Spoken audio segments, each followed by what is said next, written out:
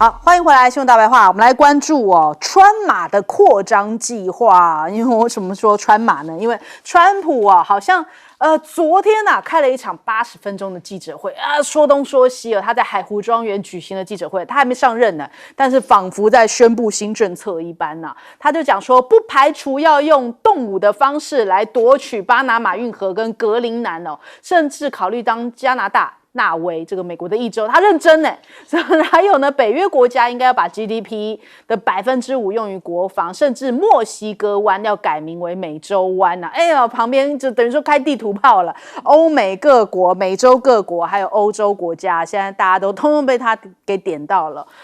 是不是真的是变成一个2025这个最大的不可控因素呢？那连小川普现在都要去格陵兰啦，人家想说，哎呀，来真的呀，他真的去格陵兰是要干嘛呢？那他说没有，是以游客身份到访，不谈政治。但谁知道谁知道你谈不谈政治，很难说那他说要用这个武力来控制巴拿马运河，然后扯什么呢？扯说因为是中国的关系，现在被中国给控制了，所以呢必须得要用武力的方式把巴拿马运河给拿回来那20世纪初的时候，美国其实是一个崛起的强国嘛，那当时控制了这个波多黎各跟古巴，当哥伦比亚处于内部动荡当中美国就视为一个机会，支持巴拿马脱离了哥伦比亚独立。随后呢，美国就支付了4000万美元获得巴拿马建设运河的永久这个特许权。所以他现在好像觉得理所当然，我要把这个巴拿马运河，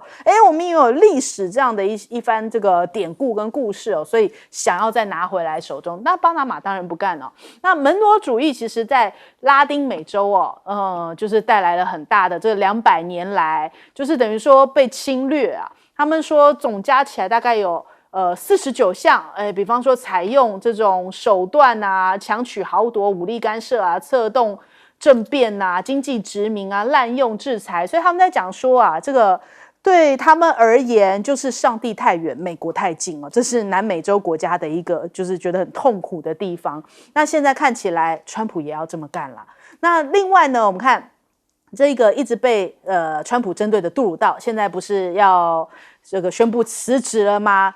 屋漏偏逢连夜雨，他辞职的这个讲稿还被寒风吹走这看起来更悲催了。就是他宣布辞职的时候，那个风还把他的讲稿给吹飞了。哎呀，真的是看起来更加的凄凉。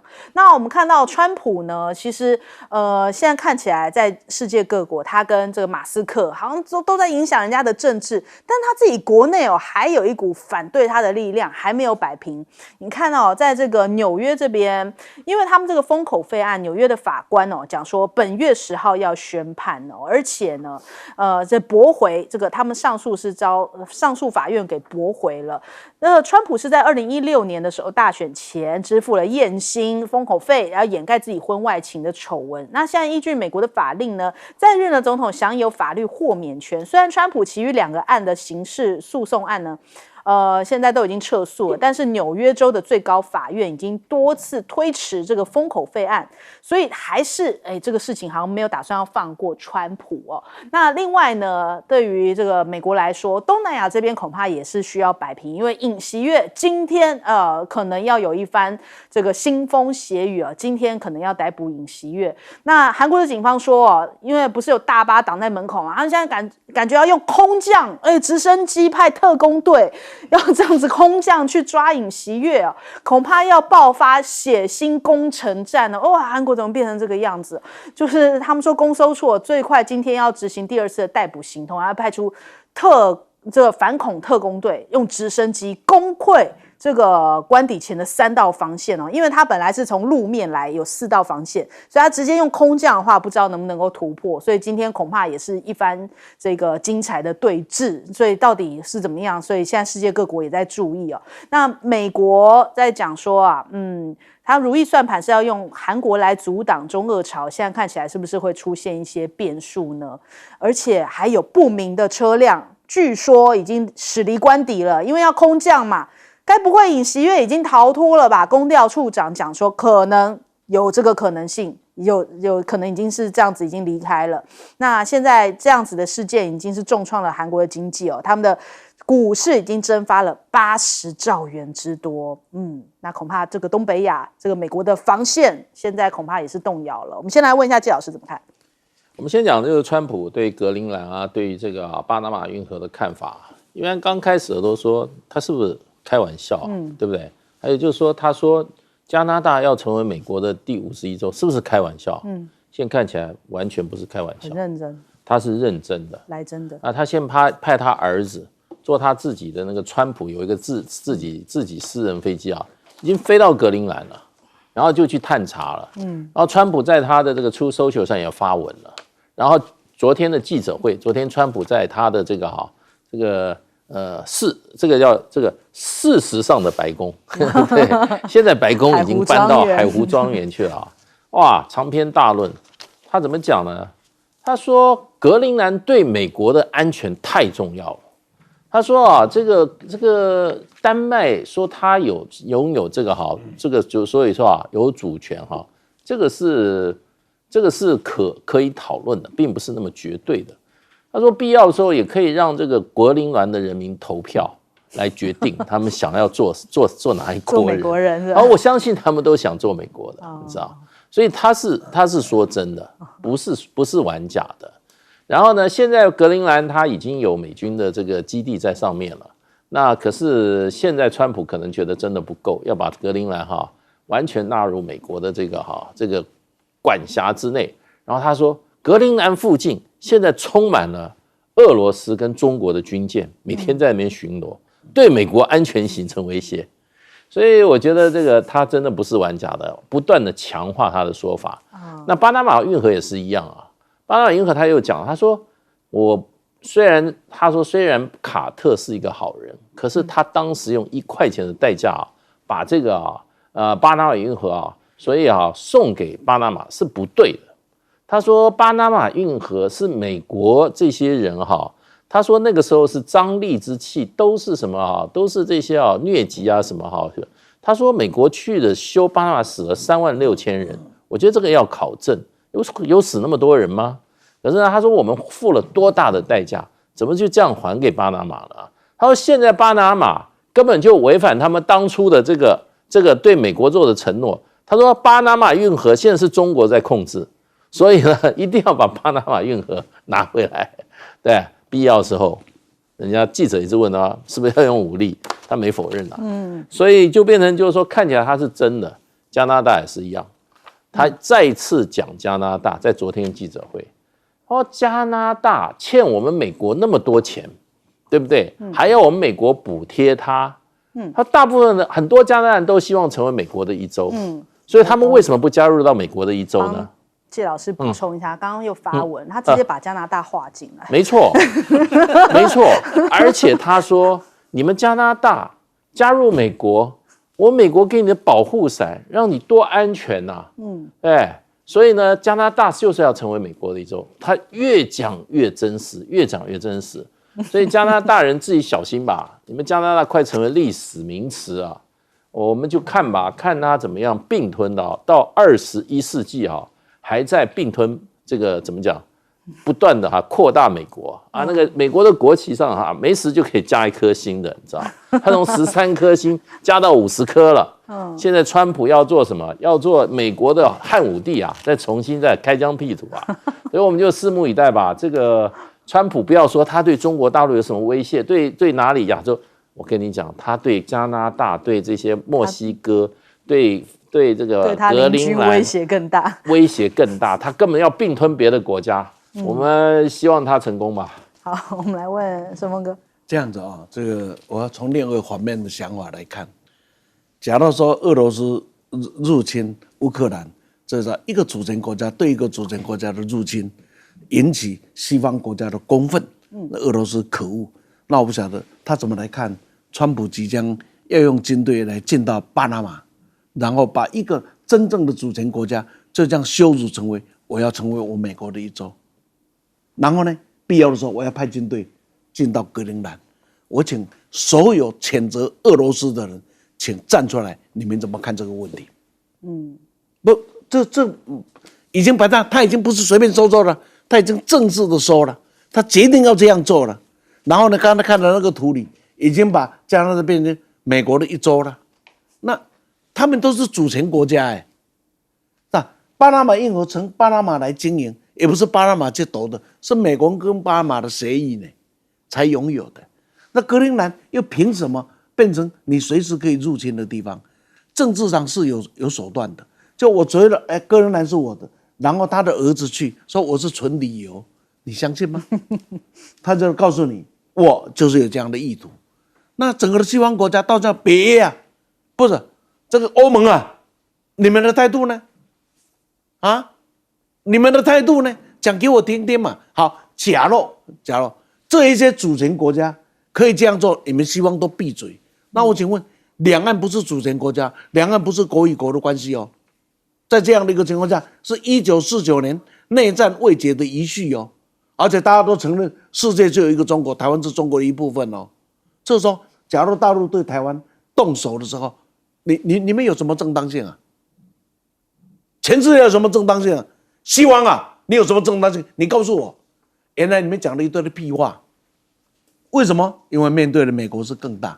还有，请不要忘记，美国知道中国迟早要赶过美国的，那么因此要让美国不被赶过，最快速的一个方法，莫过于把加拿大纳进成为美国的一州。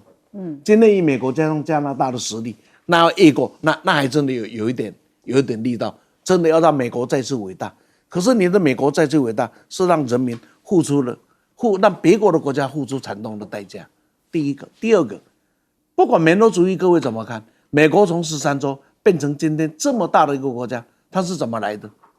这是不断的扩张而来嘛。然后呢，成为它的周围的国家，大家一个感觉嘛，离天堂太远，离上帝太远，离你太近了嘛。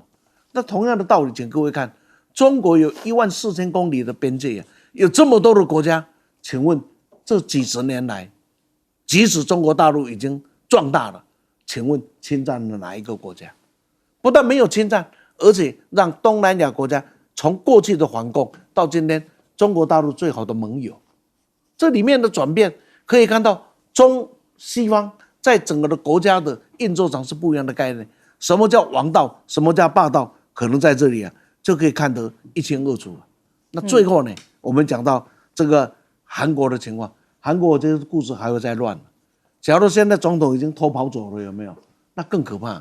那这是一个什么样的国家？那这个乱不知道怎么解，因为韩国人现在看得出来，没有哪一个政党在为韩国的利益、为韩国人的主体来做考虑，每个人都在算计自己的厉害，所以大法官这边想办法不让他过，这边想让他过，因为要6票的关系，少1票就不能过了。所以搞了大半天是在玩什么？是在捍卫整个的韩国的民主体制，或者是在捍卫每一个党自己内心的小九九。韩国的动乱也给我们很大的教训，不要以为举民主之名，民主之名是可以干希特勒的事的。好，来问县长。川普啊，那个70岁的老人呢，一次站80分钟，开这么多的地图炮，这个讲这么多记者会，讲这么多事啊。那我们这样子讲啊，他第一个说的是什么？他第一个说，其实他要做很多的资料中心，可是呢，资料中心需要的是什么？需要的是电啊。那他的电从何而来？他说：“哎呀，那个我要放在中西部那个阳光普照的地方。那我请问一下，那你要用光电还是要用风电呢？”他说：“不要用风电了，他不希望他在他的这4年任内再做新的风电场，那就用光电咯。那我请问一下，那个有关于那个光电的这一个太阳能板，哪一个国家最便宜？中国大陆嘛。然后你又要科关税，到底是在做什么？有想清楚吗？那他的80分钟里面啊，他又讲说，北约你们每一个国家啊，都要那个将你们的这一个国防啊，那提到 GDP 的5%以上。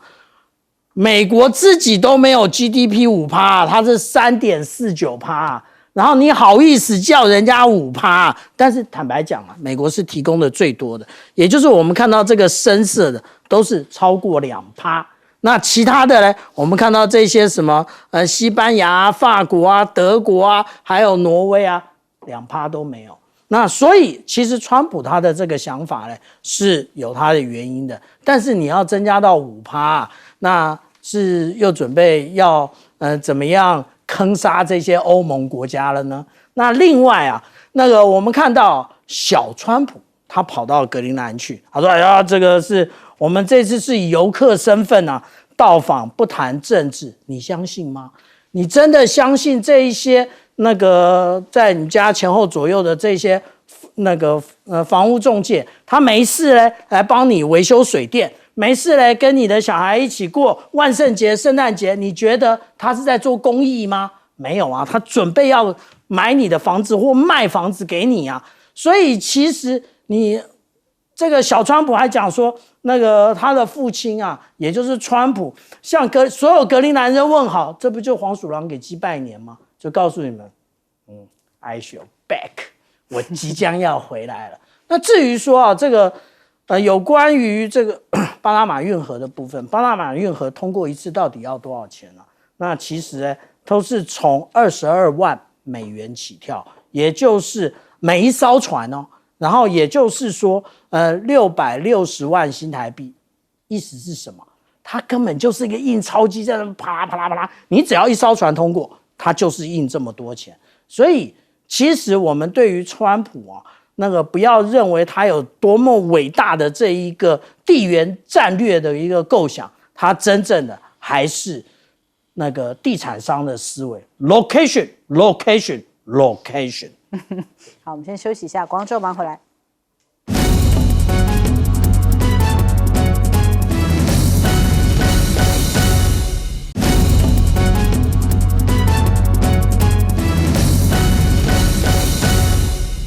好，中美角力也是大家今年最关注的一个焦点。如果川普上任之后，到底中美的关系会是如何呢？川普讲说他现在目前已经派了代表跟中国国家主席习近平进行沟通他说希望双方能够建立良好的关系。那大陆外交部就回应这个中方愿与美方共同来推动正向的经贸关系。何立峰跟这个叶伦也举行了这个视讯谈话。那现在不知道接下来这样子的经贸网公俄乌可能都会有彼此这个表达立场。不过我们来看这个川普是讲他形容习近平是一番夸奖，他说是坚强而且有影响力的人物在中国习近平是深受尊重的。那他说他预测也可以跟习近平相处的不错，但是这是一条必须是双向奔赴的一条道路那如果川普接下来要展开关税战的话， IMF 的前首席经济学家就讲说恐怕会以悲剧收场因为呢这样子的贸易战跟政治不确定性其实会这个助长这个全球的这个经济下行这样的状况，所以不光是美国会受到损伤，全球经济也都会受到相关的影响。所以华盛顿邮报就讲说这个川普可能全面性的关税计划是会削减的他只会改成针对关键商品。川普就否认啦，讲说没有，这是错误的指控我没有打算这么做，但是现在也还没有到那个时间点，不得而知。不过倒是拜登先来一波说要把腾讯宁德时代列为军工黑名单。大陆的外交部、商务部同步跳出来抗议了这件事情说这是一个无理的打压，甚至商务部要讲说要采取必要的措施进行回击那在这一波这个中美角力当中辉达也受到影响。不过黄仁勋在 CES 的这个演讲大家也在关注这也是洞见观瞻，会影响到未来的 AI 产业嘛。他说接下来想要跟大陆的这些伙伴，包含了比亚迪、理想跟小米都会成为合作的厂商。所以现在大家也在看接下来的相关发展，会不会美国又要来做一些限制呢？那商务部呢中国大陆商务部讲他们现在跟美国采取关税或者提高关税的做法是完全是反向的，是采取一个开放的方式就希望吸引更多的外资企业你可以享有跟大陆的一样这些国民的待遇来加强这样子的一个等于说冲刺经济的做法。那还有印尼也成为了金砖第10国。你看到印尼也好，日本也好，最近也是频频跟这个中国大陆拉近距离。本身呢，这个印尼在宣布加入金砖国家的同时，日本防卫大臣呢也跟印尼的防长在雅加达举行会谈哦，双方也是就这个开发护卫舰重启协商。那但是呢，日本也跟这个中国大陆事隔了6年重启了执政党的交流，那这个其实也是一个讯号哦，因为像是这一次石破茂，他选择先不去访美，本来是要在川普就职之前的访美行程，他推迟到2月之后。他说现在跟中国大陆的关系是更为重要，所以他已经2度释放出来想要跟习近平见面的这样的一个意愿哦。那所以是不是代表日本也开始转向，印尼也积极在靠向中国大陆的市场呢？我们先来问一下介老师。对，因为川普他讲这些话，就是说，他说他的幕僚已经跟习近平的幕僚已经展开接触了。我听这话讲说，哇，他已经当总统了嘛？川普已经上任了嘛？你把拜登放在置于何处啊？对不对？你以前不要见石破茂，你就说啊，美国的外交必须要现任才能处理。那不是现任，他们就派人去跟习近平去沟通了，对。他还说了一句话，他说：“不过我希望建立高层的互动，我本人要跟习近平要有什么？要建立的互动。”他就夸习近平一大堆，哇，是强有力的，受到中国人民的尊敬啊。那我想他基本上目前的目的是希望习近平到华盛顿去参加他的就职典礼捧他一个场，让他感觉无上的光荣川普大帝登基，对不对？美国的这个最伟大，有史以来最伟大的总统，而且在他任内可能会增加美国的领土把这个格陵兰跟这个加拿大还有巴拿马运河通通归入美国的版图是美国的比这个林肯总统还要华盛顿还要伟大的大美帝国，全美有史以来最伟大的总统不过我跟你讲，他很记仇的。你如果没去的话，他马上就转口就开始骂人不过就变成就是说，其实现在大家都觉得川普到底真正敌人是谁他这个敌人到处都是，全世界都是不是只有中国大陆中国大陆他只是讲经济上大家有冲突，就是说你经济你盖了你建了那么多军舰那个钱都是赚来的，都是不正当的方式赚来的，他就在算钱。不过他没有在军事上，还有在战略上在挑衅中国大陆。那所以我觉得，就川普现在事实上他一上任以后真的是国事如麻，又要去调停俄乌战争。他又警告了这个怎么样？警告了这个哈马斯，然后会让他们进入地狱。如果他现在在他上任之前不把所有的人质开放，干嘛？你准备大动干戈吗？对不对？又要这个怎么样？加拿大也要俯首称臣，这个格陵兰也要变成他的。哇，我觉得中国的顺位现在已经不要排到第7还是第8了。所以呢，我觉得中国大陆不是主要目标了，现在看起来，那真正的目标我看都是美国的盟友，美国的盟友自己要小心了。好，来问盛峰哥，这样子，16年川普刚上任的时候，中国大陆是懵了，因为这个人从哪里冒出来，那怎么样子，大家都用猜的。那18年呢，这个贸易战开打的时候，中国大陆也是懵了，我操，哪有人这么样子用这样的完全不照规则的方法来出动的。然后呢，到了疫情的时候，中国大陆也懵了，但是你怎么搞的，把所有的疫情全部甩到我中国的身上来？所以很多时候他们就在这样子朦朦胧胧然后在应对当中里面，慢慢他们用了足够的人力去了解川普大概是一个什么样的行为模式。所以基本上在这一次川普当选的时候，你有没有注意到中国大陆没有讲太多的话，而且没有讲太多听起来不舒服或者很舒服的话，大概没有。为什么？因为我对你已经研究透了，我假霸的等你，我等你那在这个情况下，中国大陆现在对美国的策略大概是这样子：你不动，我不动，我不会主动的来动。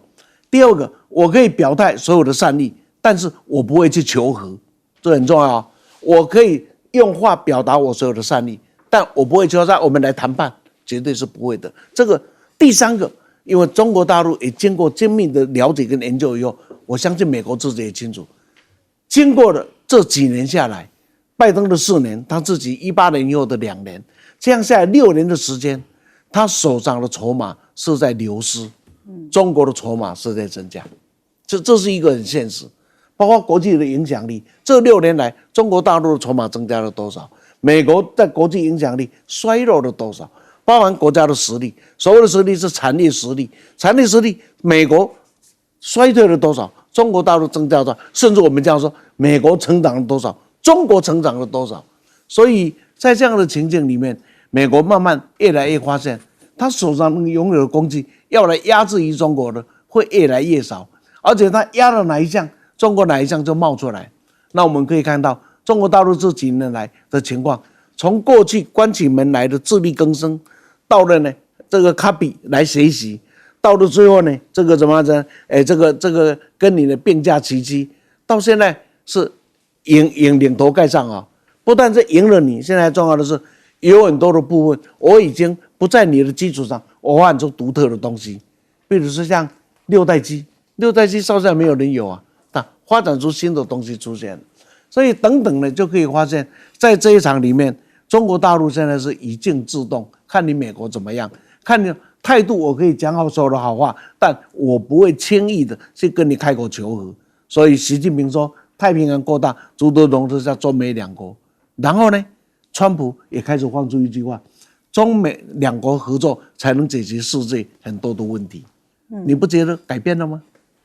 好，来请教舰长。我们看到昨天中国大陆的副总理何立峰跟美国财政部长耶伦那做一个视讯通话，谈了很多的问题，又讲了经贸，又谈了网工。我其实不知道耶伦对于这2件事情有什么专长啊？那他还另外提到了俄乌啊。那他讲说啊，如果说那个大陆的企业啊，他对于俄罗斯提供支持的话，那将面临重大的后果。但是我很想问啊，那中国大陆做这个小电驴，大家都在一起啊，对，美团都在一起啊，那饿了么都在一起啊，那我卖到俄罗斯去，谁知道它改成军用的嘞？对不对？那你这样你也要追溯我的责任，那这不是一件很奇怪的事吗？意思就是你什么都不能卖俄罗斯，可是俄罗斯跟中国是实际上那个他们2国接壤的那个范围那么长，其实是本来就应该互利互助的不是吗？那另外啊，我们讲到说，其实耶伦又在里面埋了一些有的没的。他说啊，其实啊，川普扬言说要把这个关税啊调到对于中国大陆的关税提高到60%啊，那但是呢，其实可能是可以谈的。然后他讲说，那个有关于去美元化的问题，是不是可以不要再推了嘞？那其他的部分，有一部分可以那个顺差适用美国国债来抵减的，意思是什么？又要中国大陆开始买美国国债了，傻子才去买你的美国国债了，买了美国国债，然后让你印钞票，然后把所有的负债送到全世界。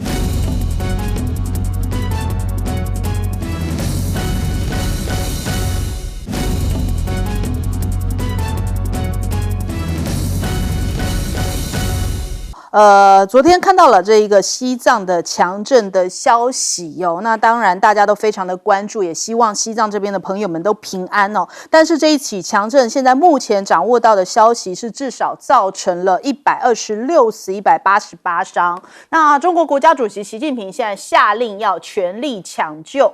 那我们现在目前看到啊，这个规模大概是6.8左右的强震，也是创下当地的100年纪录。特别是呢，它的震源深度非常的浅。所以当地的感受是非常的强烈的。那现在已经造成了3600多户的房屋倒塌。那解放军呢，他们是出动了运20来救灾哦，还包含了1500名的官兵都已经在待命驰援。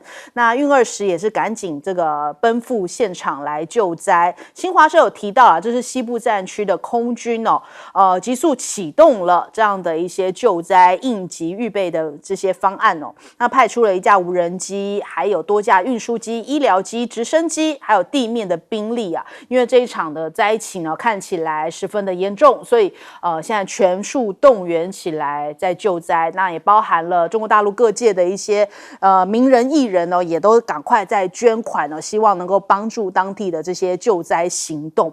那我们这边呢，就看到了赖清德跑到 X 上面发文，人家觉得说莫名其妙，你说要表达慰问哦，结果你写英文啊，中国大陆你是要写英文，这你是要写给美国看，还是要写给谁看呢？还是你是要慰问美国？人家觉得说你真的是够了吧？你对比一下，其实你去年的时候啊，这个广东那边的这个水灾暴雨的灾情的时候，他其实当时是发简体字的这个慰问文哦。可是你这一次发英文就被大家给骂翻了，就想说好像有点奇怪啊，在那边唠英文哦。那再来，现在马上就要春节了，人家讲说，好像我们国军哦也正在进行春节加强演练。那我们来看看相关的画面他们就说，为了要应对解放军频繁的这个空中上面的一些动作，所以 IDF 紧急这个戒备升空。那有这样子的画面他们说就是在春节期间也会强化战备哦，等于说新春的第一场演习，那包含了陆军。还有这个阿帕契、云豹也都投入了实战化的一些春巡演训。那还有这个说这次特别选在北部的营区哦，就是感觉现在是不是决战北台湾哦，要展现我们这个防备的决心。但是呢，有一段画面哦，就是我们好像想要展现出来，我们都有在应战备战。那结果就把我们的官兵推到第一线。昨天这一位女孩子呢，新竹战斗队的中士副车长陈雅轩他就是突然被记者给问问题，就说怎么样协同沟通，然后确保精准打击的时候，他是讲不出话来。结果这一段画面反倒就是到了大陆的一些抖音啊，或者是今日头条啊，变成了一个热搜。我们来看一下这一段。你们会做一个什么样的协同沟通，来确保你的火力打击是精准，而且不会浪费相关的弹药，用最精简的方式？拍摄这他有点意思就是说呢，你们在车上面做这个相关的一个射手的作业，那其实你们也是我相信可能要跟可能空中去做一些搭配等等的。那你们这些连指沟通的过程如何？然后这部分你们做什么样的训练呢？拍摄他比较紧张，我们让他想一下。对，这一段画面这样播出去真的是有加分嘛？因为其实如果我们真的国防单位想要做一些相关的宣传，你不要把那个没有训练，或者是不知道怎么样应对媒体的官兵，你就把人家给推到最前面去受访，这样子其实也让人家挺尴尬的那所以昨天这样子的一段画面就变成跑到大陆的头条上面，变成了热榜。那一直以来是不是我们的这些国防单位就想要展现说我们的兵力可是都没有一个配套措施，都没有想好你们到底要怎么样来建立大家的一个信心，反而行销出来或者是展现出来的画面更让大家觉得说你们是不是都没有准备好。就像之前不是这个超瞎的这样子手枪握射的画面，拿着手枪然后在眼睛前面，人家讲说这样的发射不会伤眼睛嘛，后来6军团就证实讲说会加强训练。可是这个画面明明送出去之前，我们的军文社或者是相关的单位，你送出去之前是不是应该要给一些相关专家先看过之后确认这个动作是没有问题的，再来发给媒体嘛？你怎么会就直接这样子发送出去，反而变成让官兵好像就是有一点在大家面前出糗。那再来，你看吴怡农之前也是这样子啊，也要展现自己哦，这强健体魄、抗中保台，结果这个瞄准镜装反，被人家讲说真的是常识不足啊。层层审核，最后发出照片仍然就是有问题，还是这当中根本就没有人审核？那这个三军统帅你责任很大啊，就像是之前我们的于将军哦，这个拿枪的姿势啊，也被网友给笑说，你确定这个枪是这样子拿的吗？那反正这个事情总是又会再被拿出来回顾一下，就是我们是不是在展现出来强大的时候，结果反而让自己给这个拉扯了一下。那再来我们看看目前解放军他们现在的动作，在上海的海事局最近发了一个航行警告，就说福建舰有可能是完成海事归来了哟，所以他们在这个长江口这边要进行一个交通管制，所以可能是这个福建舰要回来了。那还有他们说甲板上面出现了像是歼35这样的一个踪迹。那目前在大陆的一些社群平台上面，大家也在讨论说，看到这个甲板上面停放了一架歼15，还有一架歼35的照片大陆的网友也在热烈的讨论当中。另外，这个四川舰最近也是话题很多它现在被称为是小航母，它的排水量跟作战能力都足以执行远海的作战以及两栖登陆的任务甲板可以容纳大量的舰载直升机、无人机，还有固定翼的飞机具有海陆空3栖的作战能力特别是登陆作战的时候可以提供全面的立体支援。还有这个041小堆潜艇也有出现这个相关的画面在网络上面流传，解放军可能会透过大规模建造041型的潜艇来实现潜艇全核化的目标。除此之外，还有迎接电子战的新时代他们说现在中国大陆的科学家他们呢有一个喷泉式的铯原子钟，高1.5公尺大小，就像一个单门的冰箱，可以装上军用卡车。那不论经过什么样崎岖的道路或是恶劣的环境，长途运输它仍然可以维持计时控制在不到千兆分之一秒的1/5这样的一个精准度就被誉为是一个超精准的神器。好，这个首先我们来请教一下申峰哥怎么看呢？这样子这个问这个大陆发生的地震台湾的总统去表达了慰问之意，这是好事，最起码两岸往上一个良善的角度来。但是我百思不解，第一个把这个放在 X 平台，这不是大陆大部分使用的平台。对。第二个用英文，这种小九九这种小技巧没有必要。这好像是告诉世界说，你看我对大陆非常的友善，说大陆对我是不友善。那你把你的这种相互关怀的心，就转移成你借这个机会要去做政治操作。否则为什么要去发英文？而且为什么要在 S 版呢？这个甚至这个大大方方的交由陆委会来公开发布，都非常的合情合理吧？对啊。所以这些只有一个方式，就是告诉世界说，台湾是很善良的，大陆是很可恶的。他们面对危险的时候，我们都表达这样的善意，他们还准备用军舰、用飞机要来围台绕台。我想他要展现的是这样的意思，这把所有的好意都变成了坏意第二个呢，就是我们看了刚刚军方这几个访问的时候答不出话来，然后手枪就我们以前受过训练，手枪一定是这样的嘛，这好像放到这里，这也是很奇怪。还有那个将军的枪这样拿有没有？那我们的国军是很恐怖。不过话讲回来，要从这个角度来看，说不定这是诱敌深入让老共觉得你看这么差，隐藏实力，欺敌深入。算了，我在胡说八道，你不要当真了。那个是那是把整个国军的形象是摧毁到极点。各位想一想，不管这个人有没有准备，当他被推出来，这我们当过兵都晓得，我们在公务机关都晓得，不会随便丢一个人出去被访问的了，不会随便的。这丢出去访问的第一个口条一定要很清楚，第二个反应能力应该很不错。可是他问了一个可能他没有准备好的题目，他不知道怎么办。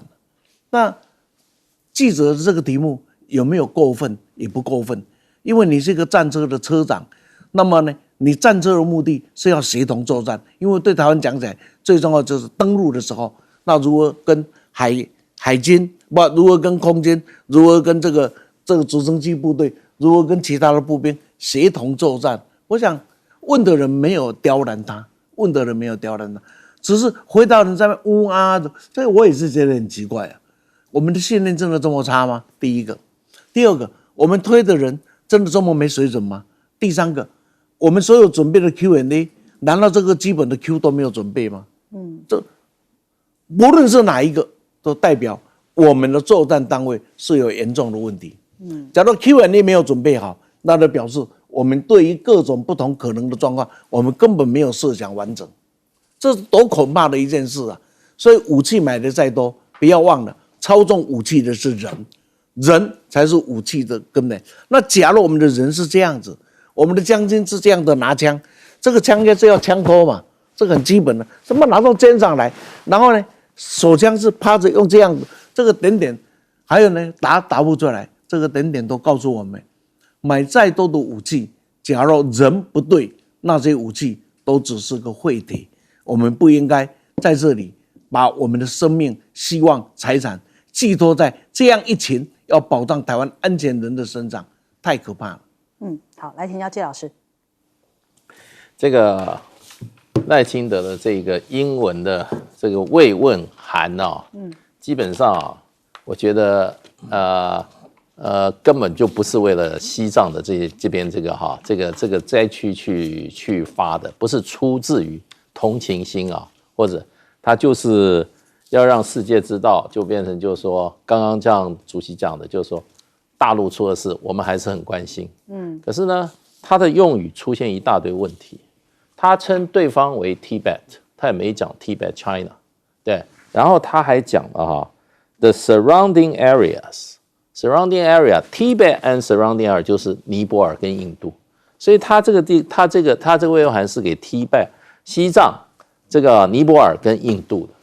那尼泊尔跟印度没有传出伤亡他有什么好慰问的？对，所以呢，另外一方面呢 ，the people of Tibet， 通常我们过去我们都会讲 compatriot， 就是说西藏同胞。对，他这个感觉就是说西藏是外国，而且西藏跟中国没关。这种用语的话，基本上我觉得都是用心太过了。对，你这个要上国际社会传递的是什么讯息？西藏独立吗？西藏跟中国无关吗？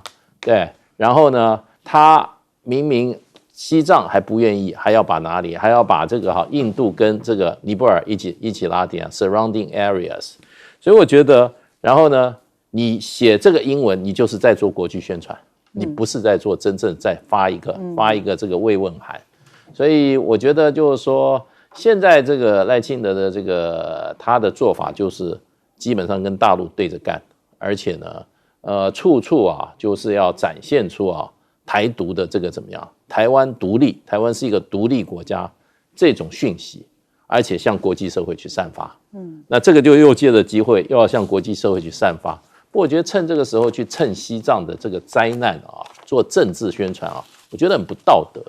你知道这场灾难真的对那个当地来讲呢，倒了6000多栋房子那到昨天晚上大概是160多人这个死亡，今天还没有看到最新的数字昨天是上午9点04分的地震，当然大陆的这个驰援的这个非常的快，那就是说不但这个无人机也派出来了，直升机也派出来了，那么这个所谓的运20也把各种救难物资很快就运过去了。那这个地震的是非常的大，是6.8级的，所以真的就是说，昨天这个伤亡，我觉得伤亡人数可能最后还在会往上升然后这黄金救难时间就是昨天晚上还有今天，就黄金时间就这3天。如果在网粒堆里面真的有这个死伤的话，现在还有机会去救。所以我觉得现在还在一个怎么讲呢？还在一个非常紧急的状态之下那其实这个真正你要救援的话，很多的表达方式都不是这样子的。对，那我觉得赖清德是趁人家这个地震传递他的政治讯息。这个我觉得还用英文，西藏人哪有几个看懂英文的？这个用心啊，实在是不是有失我们台湾人的厚道了。哎，我们有失台湾人的厚道。然后我真的对俞北辰这个拿枪的姿势啊，我真的觉得他这个拿枪姿势不知道在哪里，谁教他的？起码我也是当过国军的，没有看到人这样拿枪的。好，来请教舰长。有关于这个车长的问题啊，那当然不是每个人面对镜头都可以侃侃而谈。可是国军到底做好了准备没有？还记得吗？在去年还没有那个就是赖清德总统还没有就任之前，那个时候的国防部长告诉我们什么？他说我们的这一些战甲车未来很快都会加装铁笼子。那但是呢，我们可以看到的，也就是去年的汉光40号并没有这一些铁笼子。结果我们这一次看到了那个有关于春节加强战备媒体邀访这个行为，他们有模拟无人机的部分，可是所有的无论是云豹或各式甲车，其实都没有铁笼子。这个是现在战场上的一个基本的 ABC， 我们到现在还是不准备。那这一个就是我们所看到，现在这个真的很难吗？这个就是我们讲第一视角无人机上面加装了火箭榴弹的一个推进器，直接在上面，然后它其实我们可以看到，它直接的把战车直接把它的那个炮塔直接撞烂，直接弹射出来啊！那装了铁笼子都不一定有效。我们来看看对岸的那个演训单位哦，训练单位哦，它还不是实际上的作战部队，它象征性的装了一下。那但是我们实际上来看，他们的部队抽调到西部战区去做演练的时候，这个铁笼子可是装好装满的啊。那另外，我们现在接了 M1A2T 的战车，我们来借鉴一下乌克兰是怎么做的。其实乌克兰呢，他们装的满满的都是铁笼子啊，然后还在那个陈仲伦这边装了什么反应式装甲？这反应式装甲不是美国给他的啊，是前苏联的产品。意思也就是，如果说从战场上看来，我们根本就没有准备好啊。那当然了，陆军一定会讲说：“哎，我们有啊，我们其实有一辆 M60A3 有装啊，你装这个四面透风，装了跟没装一样嘛。而且只有这一辆，我们刚刚看到的其实是没有啊，就是演训的其实都没有。那至于说现在在讲这个7000吨的这一个那个核潜舰的部分啊，那个中国大陆它正在全力的研发。那其实现在已经看到照片了，也就是这个就是 X 型尾舵。当初大家一直在讲武昌造船厂的 X 尾舵，这个是 CNN 照的照片，这个 X 尾舵就在这个位置。X 尾舵代表什么意思？第一个，它操纵非常灵活；第二个，适合潜水作战。我们做了什么样的想象？做了什么样的准备？我们的海鲲号保证潜得下去，浮得起来。这是潜舰吗？这是作战舰吗？还是在那个夏威夷的 Atlantis 的那一种观光潜舰呢？那大家都心知肚明。